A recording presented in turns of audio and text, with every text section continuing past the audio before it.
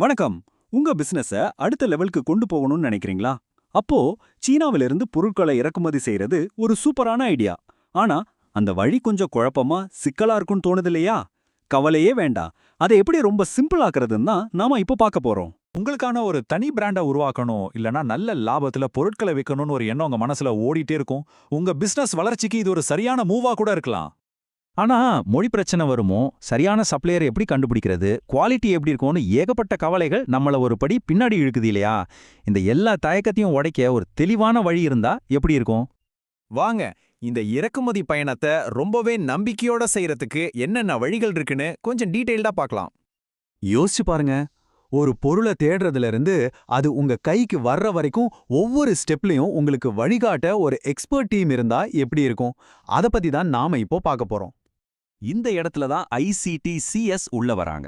அவங்க வெறும் கன்சல்டன்ஸ் மட்டும் இல்ல, உங்க இறக்குமதி பயணத்துல உங்க கூடவே இருந்து வெற்றிக்கு உதவுற பார்ட்னர்ஸ்னே சொல்லலாம்.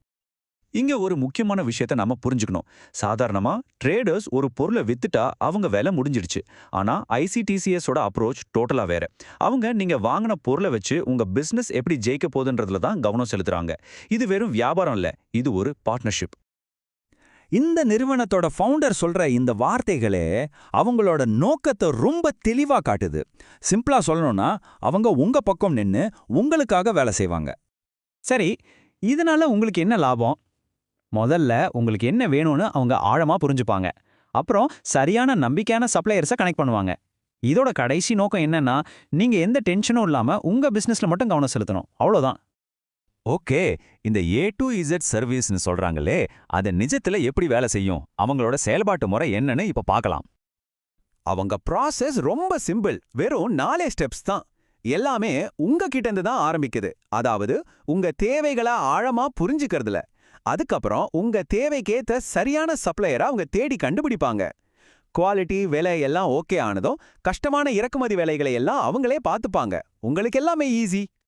நீங்க இந்த துறைக்கே எக்தம் புதுசா இருந்தாலும் சரி, இல்ல ஏற்கனவே அனுபவம் வாய்ந்தவரா இருந்தாலும் சரி, இந்த ப்ராசஸ் எல்லாருக்கும் செட் ஆகுற மாதிரி தான் டிசைன் பண்ணிருக்காங்க. இப்போ எல்லார் மனசுலயும் இருக்கிற முக்கியமான கேள்விக்கு வருவோம், செலவு. வெளிப்படைத்தன்மையா இருக்கிறது மூலியமா எப்படி நம்பிக்கையை உருவாக்குறாங்கன்னு பார்ப்போம். அவங்களோட கட்டண முறை ரொம்பவே நேர்மையானது. மொத்தமா ஒரு பெரிய தொகையை அவங்க வாங்குறதில்ல. அதுக்கு பதிலா நீங்க வாங்குற பொருளோட மதிப்புல இருந்து ஒரு சின்ன பர்சன்டேஜை மட்டும்தான் சர்வீஸ் ஃபீஸா எடுத்துக்கிறாங்க. அப்படின்னா என்ன அர்த்தம்? உங்க வெற்றியில தான் அவங்க வெற்றியும் இருக்கு. இந்த வெளிப்படைத்தன்மை இன்னும் ஆழமானது. எந்த மறைமுக கட்டணமும் கிடையாது. உங்க இன்வெஸ்ட்மெண்ட்டுக்கு ஏத்த மாதிரி தான் மெம்பர்ஷிப் ஃபீஸ் இருக்கும். ரொம்ப முக்கியமா, இதுல 1 வருஷத்துக்கான தொடர்ச்சியான சப்போர்ட்டும் அடங்கும். இது ஒரு தடவை பண்ற சேவை இல்ல, உங்க வளர்ச்சிக்கான ஒரு நீண்ட கால உறவு. சரி, இந்த வாய்ப்பை பயன்படுத்திக்க நீங்க தயாரா இருந்தா எப்படி ஆரம்பிக்கிறதுன்னு பார்க்கலாம்.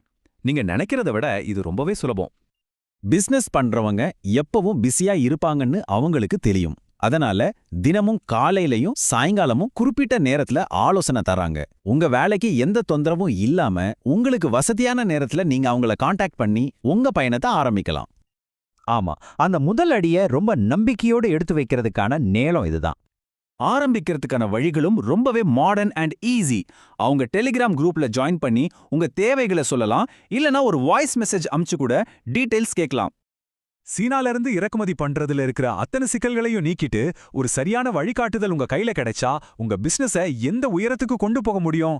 இப்ப கேள்வி இதுதான், அந்த வளர்ச்சியை நோக்கி முதலடியை எடுத்து வைக்க நீங்க தயாரா?